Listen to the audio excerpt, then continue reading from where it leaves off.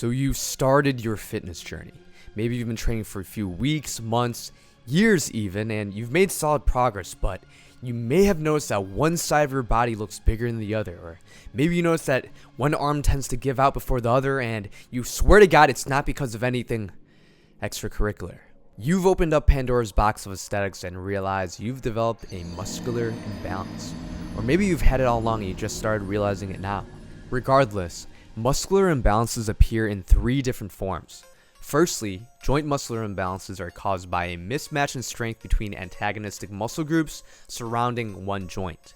Examples include slouched shoulders and posterior pelvic tilt. Next, we have side-to-side muscle imbalance, which is probably what you're thinking of when you hear the word muscle imbalance. It's when one side is either stronger or bigger than the other side. This is a very common complaint for those that weight train. And lastly, we have physique archetypes, which isn't necessarily a muscular imbalance, more so just genetics. But there are 2 main physique archetypes, either your torso dominant or your limb dominant. I myself naturally have a torso dominant physique, but over years of prioritizing arms, I was able to bring up my arms to the point that you probably didn't even know I had a torso dominant physique. So here are the 5 things that will help you fix, or more so iron out, your muscular imbalance. Number 1, prioritize weaker areas first.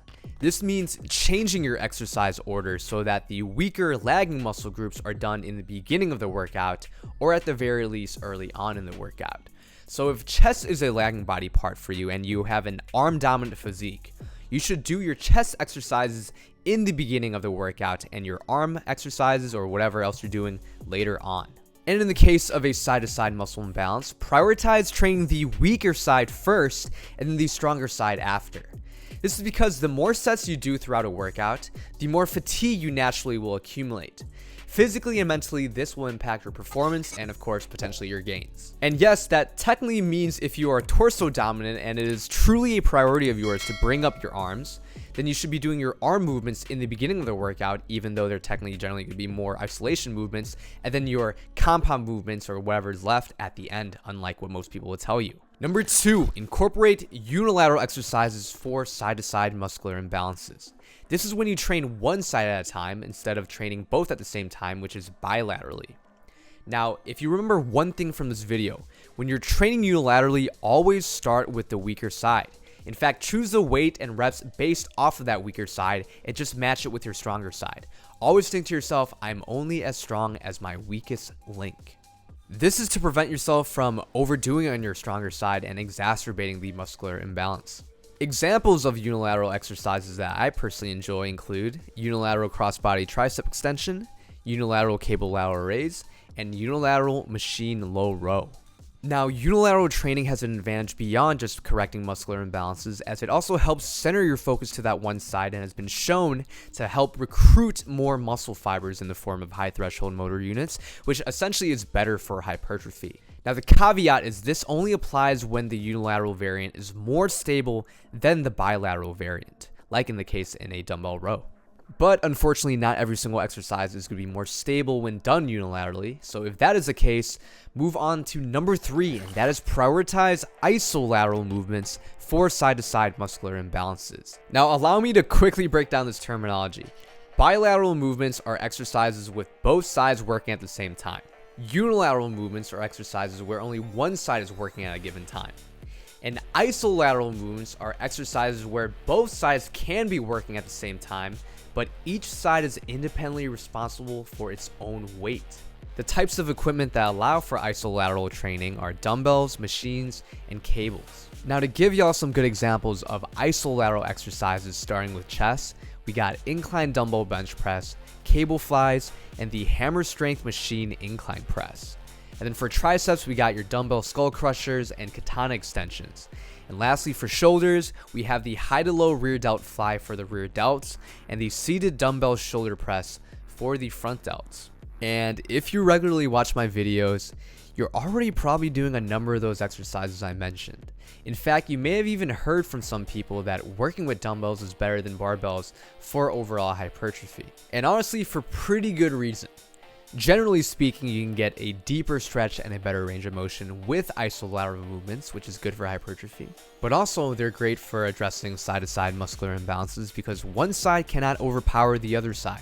Just make sure that you're choosing a weight based off of what the weaker side can handle. And sometimes when it comes to side-to-side imbalances, simply incorporating more isolateral movements is pretty much all you need. Number 4 is fix your overall workout program and manage your training volume. Look, it can be hard creating a structured workout program, making sure you're hitting every single muscle group, giving sufficient volume for those muscle groups without overdoing it anywhere, especially for a beginner. Maybe you have a joint muscular imbalance in your shoulders because you're doing way more sets of front delt and chest than you are rear delts and mid back.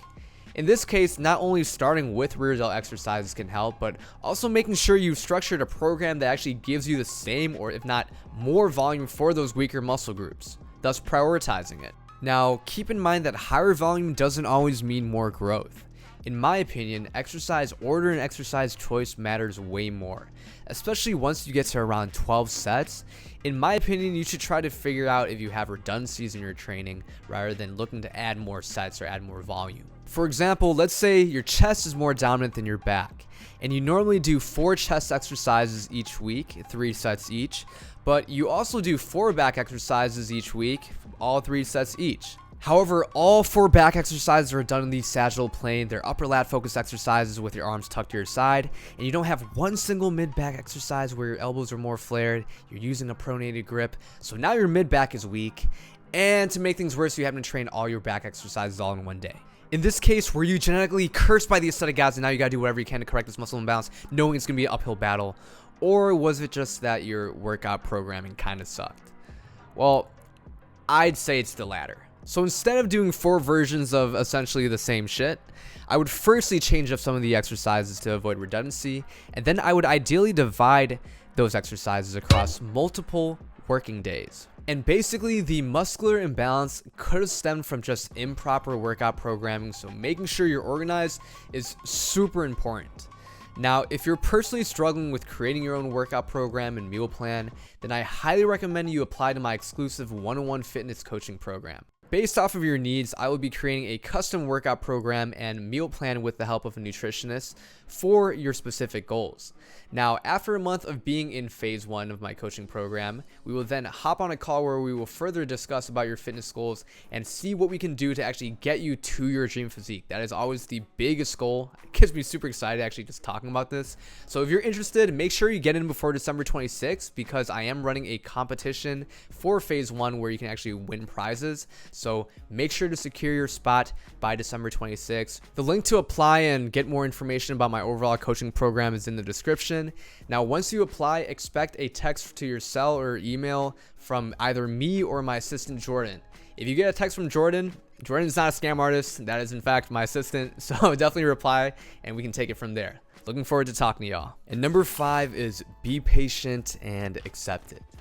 Some people tend to obsess over muscular imbalances, but honestly, having some side-to-side muscular imbalance is completely natural, and so long as you're training close enough to failure, you're applying progressive overload, maybe naturally being able to do 1 or 2 more reps with one side over another is not that big of a problem, especially if you're a beginner, since this is the type of stuff that tends to get ironed out with consistency.